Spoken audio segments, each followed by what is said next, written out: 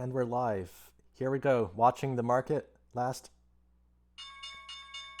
second, and we're done.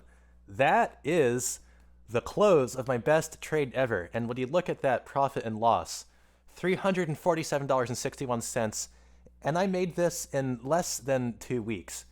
Think about that. That is my best trade ever. That's a 15% profit in 2 weeks. Now let's break that down and show us exactly what we did here.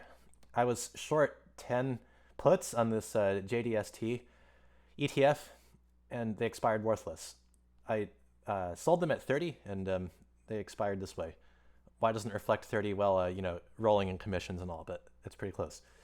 The other one, as you recall from my other video, I split my account between these two opposing ETFs.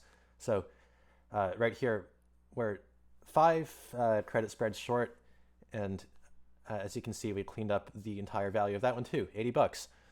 So again, I recommend doing this on stocks where there's a hard bottom, where you can roll until it's naked and even get assigned and still make money, so you have an exit plan.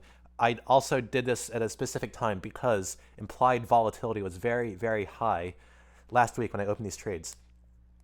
And that really helps you. One more thing to remember is that right here, we have 5, and you can see that I added to that position. Last video, you may remember it was 3, but I'll just show you why that was. Let's pull it up here. My computer's a little bit slow, but bear with me here.